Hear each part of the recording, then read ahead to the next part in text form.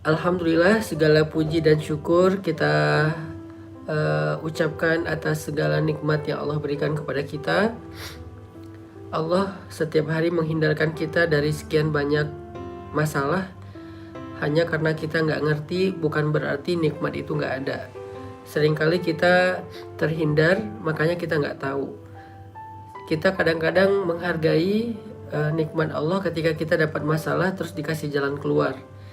Tapi tanpa kita sadari sebetulnya ada nikmat yang lebih banyak yang Allah kasih ke kita setiap hari, yaitu dihindarkan dari masalah. Bukan hanya diberikan jalan keluar dari masalah, tapi dihindarkan dari masalah. Ini nikmat lebih gede lagi nih. Sehingga kita perlu setiap hari belajar mengingat dan merenungkan betapa baiknya Allah sama kita dan betapa hari itu kita mendapatkan banyak kemudahan itu semata-mata karena rahmat dari Allah Subhanahu wa taala. Misalnya hari ini teman-teman coba sebelum tidur nanti teman-teman ingat lagi kira-kira hari ini udah dapat kemudahan apa aja dalam hidup.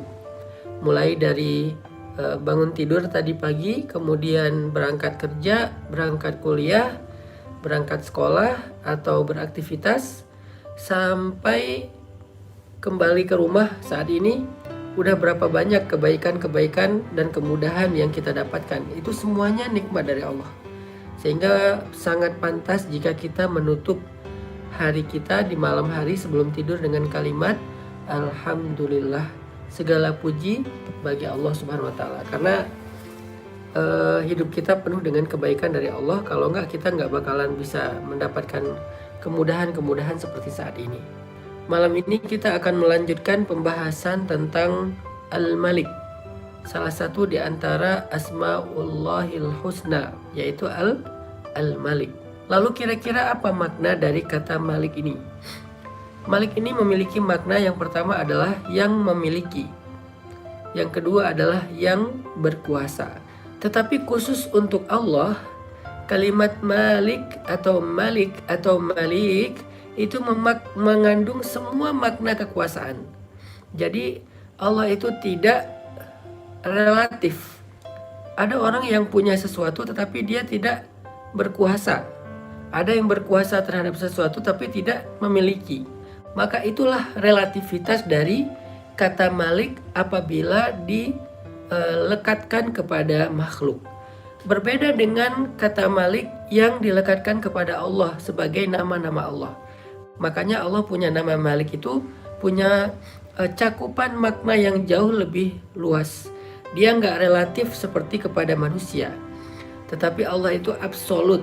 Sehingga dari sini kita dapat sebuah pelajaran bahwa kepemilikan manusia itu sifatnya relatif.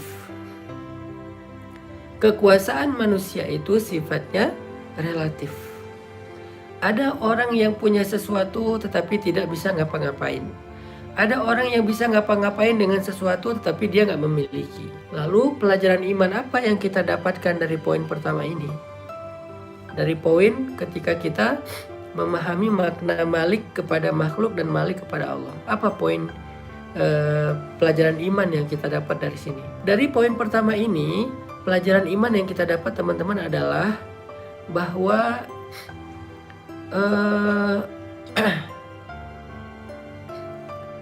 jangan terlalu bergantung kepada makhluk di mana kepemilikan dan kekuasaannya itu relatif.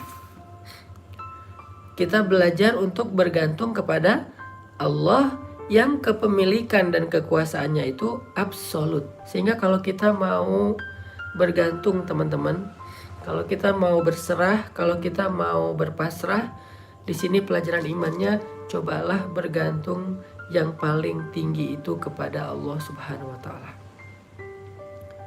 Kita ini adalah hambanya Allah. Hamba sahaya. Kita ini budak, kita ini makhluk ciptaan Allah. Allah adalah penguasa kita. Allah itu pemilik kita. Allah itu pengatur kita. Allah itu yang mengendalikan segala sesuatu tentang kehidupan kita.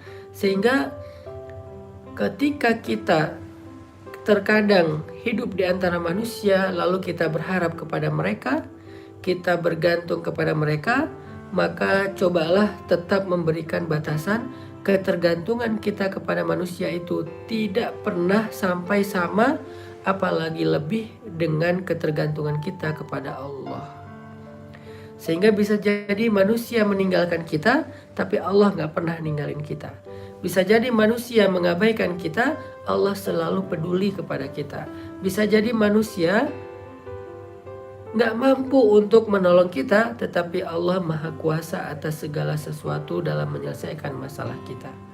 Ini adalah poin pertama dari kata Malik, Maha Kuasa, Maha Memiliki, yang mengatur, dan seterusnya.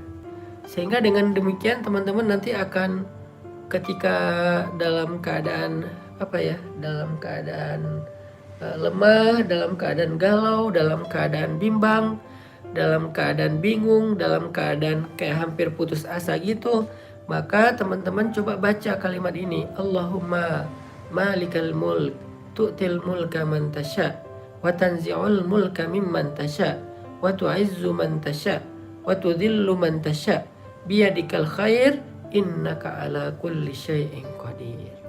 Ini kita belajar gimana ya tentang diri kita sendiri yang kadang-kadang kita ngerasa kayak terganggu oleh perilaku orang lain kepada kita. Seolah-olah kalau orang ingin menjatuhkan kita, kita akan benar-benar jatuh. Seolah-olah kalau orang lain menghinakan kita, kita akan benar-benar hina. Padahal enggak, semua itu di tangan Allah. Allah ala kulli syai'in qadir. Allah Maha Kuasa, Allah bisa ngapain aja. Jadi orang tuh nggak bisa menjatuhkan kita, menghinakan kita tuh nggak bisa. Karena orang itu nggak berkuasa, dia relatif. Allah yang bisa menghinakan dan merendahkan seseorang. Terus kenapa ada orang yang dicelakai oleh manusia terus dia celaka? Ya kemungkinannya dua. Kemungkinan pertama adalah itu adalah sebagai ujian untuk mengangkat derajat dia. Kemungkinan kedua adalah itu karena dia sendiri juga tidak mau caper ke Allah. Dia tuh nggak percaya sama kebesaran Allah, sehingga ya Allah nggak terlibat dalam masalah dia. Coba kalau dia caper ke Allah, coba kalau dia koneksinya itu ke langit, coba kalau dia pakai iman, coba kalau dia memperbaiki amal solehnya dengan ya tadi cari perhatian, caper-caperan kepada Allah. Allah nggak akan ngebiarin kok dia dihinakan atau direndahkan, nggak dibiarin sama Allah. Dan kalau Allah nggak membiarkan seseorang dihina atau direndahkan oleh makhluknya, maka nggak ada satupun yang bisa melakukan itu kepada dia. Ini cara Allah memuliakan siapa yang dia kehendaki. Itu makna wa tu'izzu man tasya wa tudhillu man tasya. Karena di tangan Allah lah mulk. Biyadikal mulk, biyadikal khair. Di tangan Allah lah kekuasaan. Terus kalau mau dapetin mulk dan izzah, mulk itu kekuasaan, izzah itu kemuliaan, gimana caranya? Caper-caperanlah kepada yang ala kulli syai'in qadir, yang absolut. Caper-caperanlah kepada malikal mulk, pemilik segala kekuasaan dan kerajaan. Caper-caperlah kepada biyadikal khair, yang di tangannya ada segala kebaikan. Caper-caperlah kepada dia. Siapa dia? Allah. Gimana cara caper kepada dia? Mulai dengan istighfar dan taubat. Lanjutkan dengan melakukan kewajiban-kewajiban. Lalu tambahkan dengan yang sunnah-sunnah. Lalu tambahkan dengan membantu orang lain. Lalu tambahkan dengan mengambil peran dalam dakwah. Itu Allah perhatian banget. Bukankah Allah mengatakan innallaha yuhibbut tawwabin? Allah suka, Allah mencintai hamba-hamba yang bertaubat. Bukan hanya Allah perhatian sama dia, bahkan Allah mencintai dia. Setelah Allah mencintai dia, Allah gak mungkin ngebiarin hamba yang dia cintai itu disakiti oleh orang lain. Gak mungkin. Sama kayak kita mencintai manusia, mencintai pasangan, mencintai anak.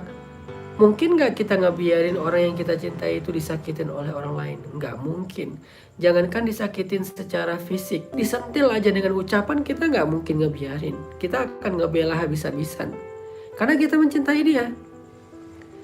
Dan Allah itu lebih daripada kita dalam memperlakukan hamba-hambanya. Begitulah cara Allah mengangkat derajat seseorang jika Allah berkehendak. Meskipun manusia berkali-kali ingin menjatuhkannya, begitu juga kita. Itu poin malam ini yang kita bisa belajar teman-teman ya, dari kata-kata Malikal Mulk, pemilik segala kekuasaan atau kerajaan, dari nama Allah Al-Malik.